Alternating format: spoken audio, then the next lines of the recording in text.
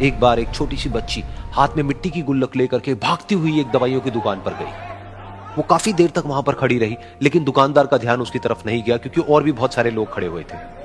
उसने दुकानदार को कई बार बुलाया, लेकिन वहां पर भीड़ इतनी थी कि दुकानदार का ध्यान उसकी तरफ गया ही नहीं।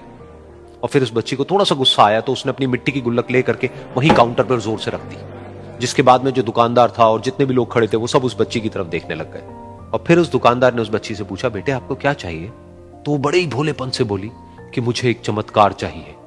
ये सुनकर के दुकानदार को कुछ समझ नहीं आया, ना ही वहां पर जो लोग थे उनको कुछ समझ में आया, और सब उसकी तरफ देखने लग गए। फिर दुकानदार ने बोला, बेटे चमत्कार तो यहां पर नहीं मिलता है। तो बच्ची को लगा कि वो उससे झूठ बोल रहा है, तो बच्ची ने कहा कि मेरी गुल्लक में बहुत पैसे हैं, आप बताओ आपको कितने पैसे चाहिए, लेकिन मैं आज यहां से चमत्कार लेकर के ही जाऊंगी। तो वहीं काउंटर पे एक और आदमी खड़ा था, उसने उस बच्ची से पूछा कि बेटे क्यों चाहिए तुमको चमत्कार?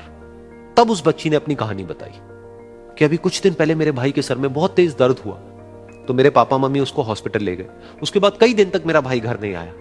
तो मैंने कई बार अपने पापा से पूछा, लेकिन उन्होंने मुझे कुछ नहीं बताया। उन्होंने बार बार यही कहा कि वो आ जाएगा, वो कल आ जाएगा, वो कल आ जाएगा, लेकिन वो आ ही नहीं रहा था।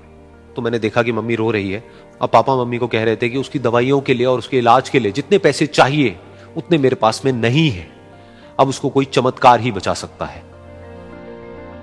तब मुझे लगा कि अगर मेरे पापा के पास में इतने पैसे नहीं भी हैं तो क्या हुआ, मेरे पास में तो है। तो मैंने जितने भी पैसे जोड़ रखे हैं वो सारे लेकर के मैं इस दवाई की दुकान पर आई। फिर उस आदमी ने उस बच्ची से पूछा, कितने पैसे हैं तुम्हारे पास में?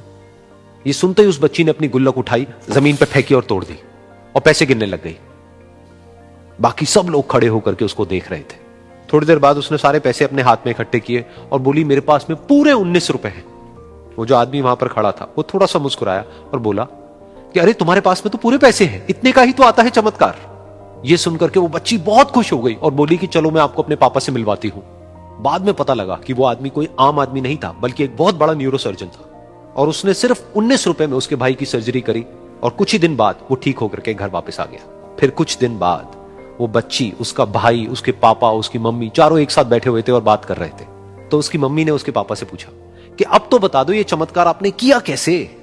तो उन्होंने अपनी बेटी की तरफ देखा और बोले, ये चमत्कार मैंने नहीं, इसने किया है।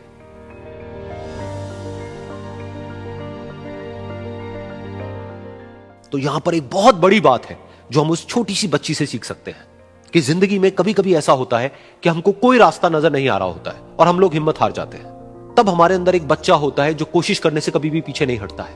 वो हार मानने को तैयार नहीं होता है क्योंकि उसको ना शब्द समझ नहीं आता है। वो बच्चा जिसके लिए कुछ भी नामुमकिन नहीं है, क्योंकि वो हर हाल में कोशिश करता ही रहता है।